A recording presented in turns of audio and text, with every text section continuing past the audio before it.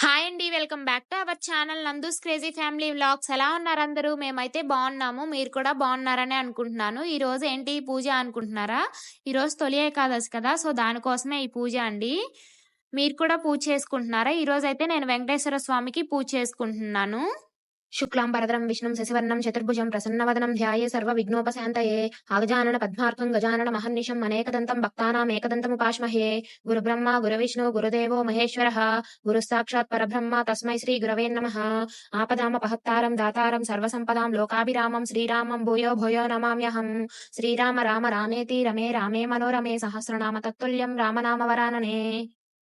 నేనైతే ముందుగా శుక్లాంబరధరం చదువుతాననమాట పూజ స్టార్ట్ చేసినప్పుడు. తర్వాతే ఇంక వినాయకుడికి కూడా అష్టోత్తరం చదువుతాను. నేను ఏ పూజ చేయాలన్నా, ఎలా చేసుకోవాలన్నా గానీ ముందు గణపతి పూజ అయిన తర్వాతే ఇంక వేరే స్వాములకి అష్టోత్తరం చదవడం కానీ అలా చేస్తాననమాట.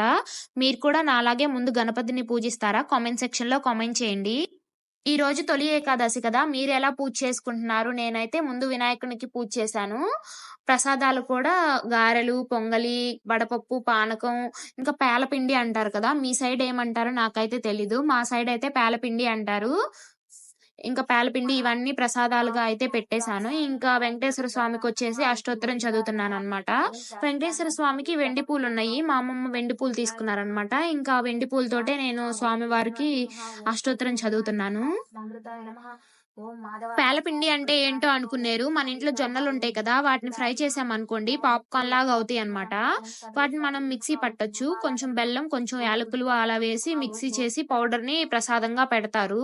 ఈ ప్రసాదాన్ని ఎందుకు పెడతారో మీకు తెలుసా? కామెంట్ సెక్షన్‌లో కామెంట్ చేసేయండి.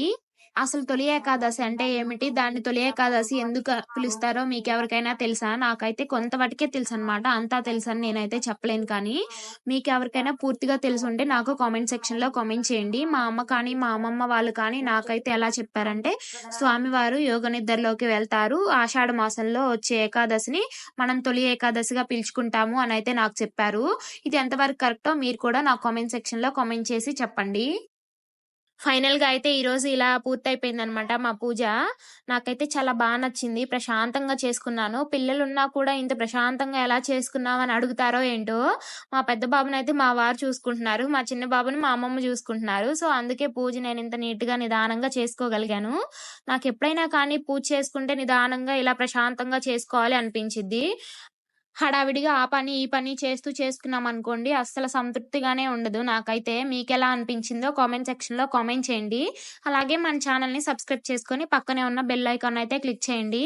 Do subscribe our channel. అందరికీ తొలి ఏకాదశి శుభాకాంక్షలు.